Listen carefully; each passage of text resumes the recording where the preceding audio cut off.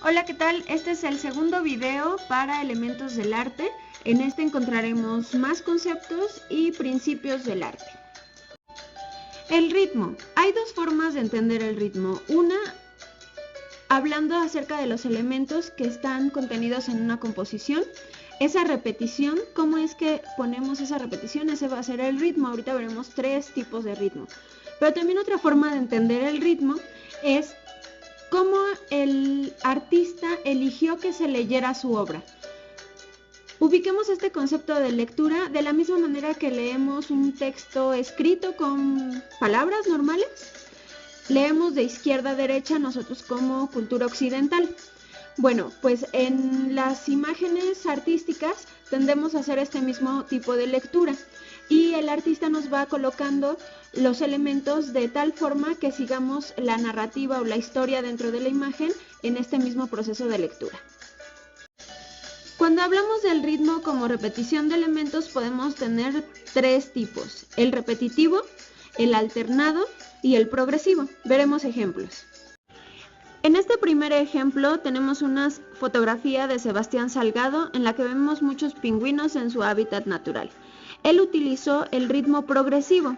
¿Por qué progresivo? A pesar de que en la realidad los pingüinos se puedan mostrar del mismo tamaño o muy similar, en la imagen podemos apreciar pingüinos muy chiquititos que se ven a la distancia y pingüinos más grandes que se ven en el primer plano o más acercados al ojo que está observando. Es por eso que tenemos ritmo progresivo, va cambiando el tamaño de menor a mayor. La siguiente imagen es una escultura. En ella también podemos encontrar el ritmo y en este caso será repetitivo. Todos los elementos muestran una posición muy similar, están de pie y muestran colores y ropas igualmente parecidos, entonces tenemos ritmo repetitivo. Aquí tenemos otra fotografía de Salgado en la que podemos apreciar ritmo alternado. Una persona está parada, una sentada, otra parada y otra sentada. Tenemos la secuencia de elementos que se van alternando. Decimos de una composición que tiene equilibrio cuando no pesa más de un lado que de otro. Es decir, imaginemos que por un momento levantamos un pie y nos paramos en uno solo. Si nos caemos, quiere decir que se nos fue más el peso de un lado que de otro. Es lo mismo que pasa en las imágenes. Cuando tenemos muchos elementos de un lado o muchos elementos de colores fuertes, oscuros de un lado, ese lado es el que tiende a pesar más y se nos cae la composición de ese lado. Veremos ejemplos para que esto sea más claro.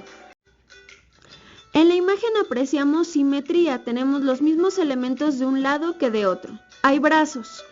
Estos brazos están formando un corazón y esta simetría es la que nos está dando el equilibrio. No pesa más de un lado que de otro porque tenemos la misma cantidad de elementos. Sin embargo, hay otra forma de dar equilibrio, sin que necesariamente tengamos que tener la misma cantidad de elementos o que sea simétrica en nuestra imagen. En este caso tenemos una fotografía de Cartier-Bresson en la que consigue el equilibrio por medio del uso de luces y sombras. En la parte de arriba podemos observar a un niño que es una sombra oscura dentro de un fondo claro. En la parte de abajo predomina lo oscuro, después elementos oscuros y una parte más clara. Esta imagen está compensando la fuerza de la imagen de arriba. Es decir, el equilibrio no solo lo vamos a tener de izquierda a derecha, sino también de arriba y abajo. En este caso, de izquierda a derecha, este sujeto oscuro se compensa con esta pared oscura. Seguimos con las formas. Las formas pueden presentarse geométricas e irregulares. En esta imagen titulada La barca de la medusa podemos apreciar que predominan las formas irregulares. Las formas de los cuerpos son irregulares. Sin embargo, tenemos aquí sugeridas un triángulo formado por las cuerdas, y a lo mejor también tendremos figuras muy parecidas al rectángulo como esta que está formando la vela. Es lo que podemos encontrarnos en diferentes composiciones. En otras ocasiones las composiciones serán exclusivamente para figuras geométricas. Tal es el caso de estas producciones de Mondrian, en donde lo que predomina es la figura geométrica. Otros dos conceptos que vamos a encontrarnos a menudo en el análisis de las obras de arte es si son figurativas o abstractas. Esto tiende a mencionarse en términos absolutos, sin embargo, no es así. Veremos un ejemplo para que quede más claro. Este es un dibujo que realizó Pablo Picasso. En él apreciamos un toro con todas las características que lo distinguen. Tiene perfectamente marcada la cola, las patas, los cuernos, etc. Lo que él hizo fue ir descomponiendo este dibujo e ir sacando los trazos esenciales de un toro. Así es como complementa su dibujo, dejando únicamente las líneas fundamentales con las que podemos reconocer el toro. Esas podrían ser los cuernos, en donde solamente los deja expresados como una U, y el cuerpo a base de figuras irregulares. Así es como abstracción lo vamos a entender como el resultado de este proceso en donde sacamos las líneas principales que constituyen una imagen. Este toro será abstracto y el primero que presentamos será figurativo. Y como podrán darse cuenta, hubo diferentes dibujos en el proceso intermedio. Entonces no podemos decir que es completamente abstracto uno de los dibujos intermedios. Este sí podríamos decir que es abstracto porque se redujo únicamente a las líneas principales, un cuerpo, patas, cola y cuernos. Todos los procesos intermedios tendrán cierto grado de abstracción o figurativismo. Así es como definiremos algunas composiciones. Uno de los conceptos principales en el arte es la composición, aplicable en todas las disciplinas artísticas.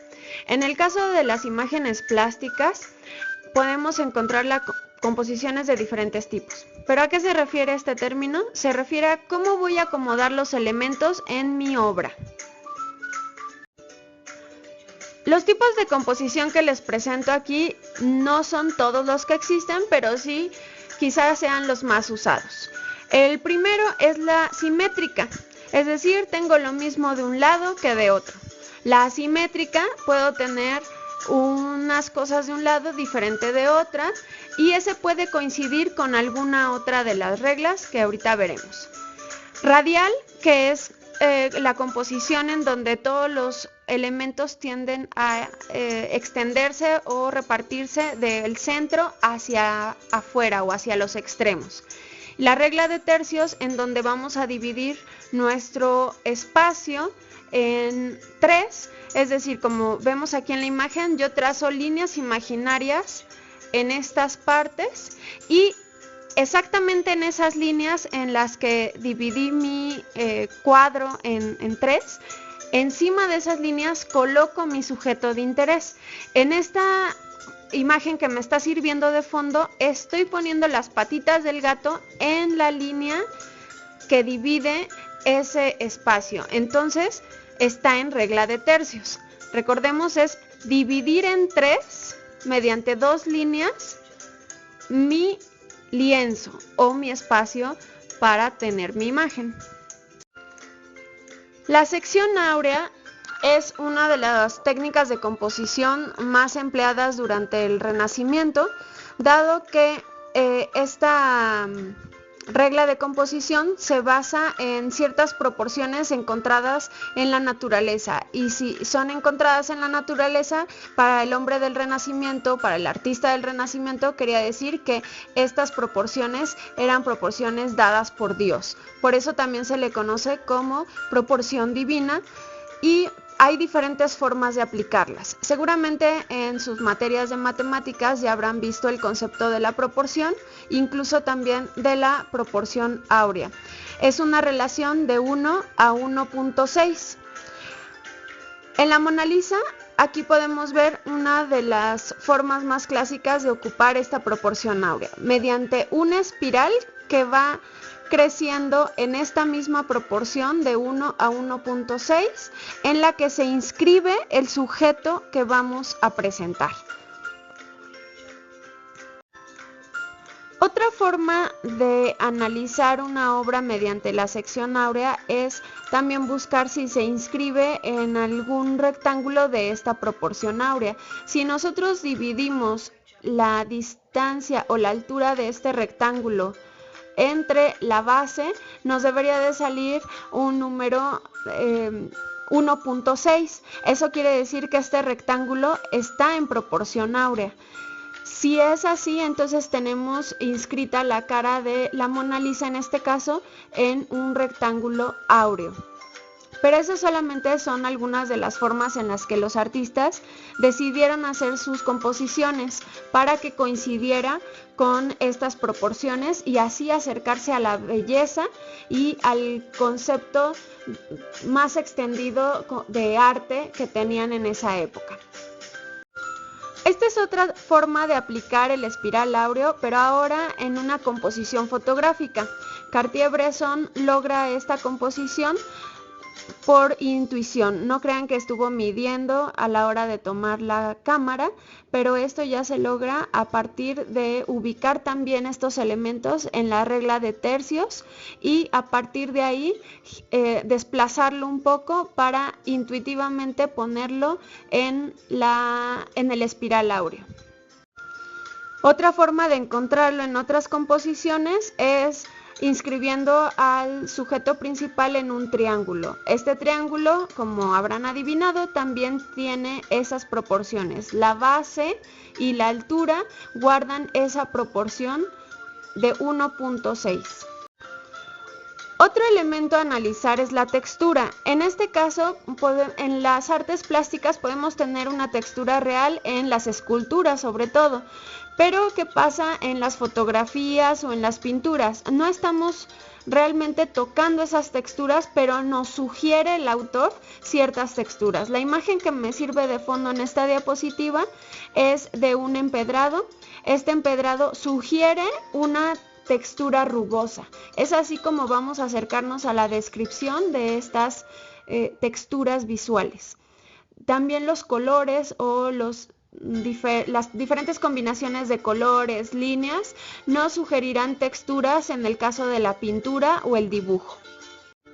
Ahora veremos el color, que puede ser desde la luz o el pigmento. Por un lado, los colores pigmento se clasifican en primarios, secundarios y terciarios, que es lo que han venido viendo desde la primaria, en donde los primarios son los que ya conocen: azul, amarillo y rojo. A partir de ellos y su mezcla surgen los secundarios, es decir, tenemos amarillo y rojo que forman naranja. Si se siguen mezclando, tendremos los terciarios que complementan nuestro círculo cromático. Dependiendo de la intención que queramos dar a nuestra composición, será si usamos colores cálidos o fríos. ¿Cuáles son los cálidos? Los cálidos son aquellos que tienen un poco de rojo y amarillo y se encuentran de este lado. Los fríos son los que tienen azul, que son desde morado hasta verde. Los colores cálidos nos van a comunicar luz y calor y se identifican con sentimientos vivos como alegría. Los colores fríos, en cambio, los asociamos con la tranquilidad, con los sentimientos relajantes y apacibles o con la meditación y reflexión, aunque a veces también son tristeza. Otro elemento a analizar en las composiciones es la perspectiva o el uso que se hace de ella.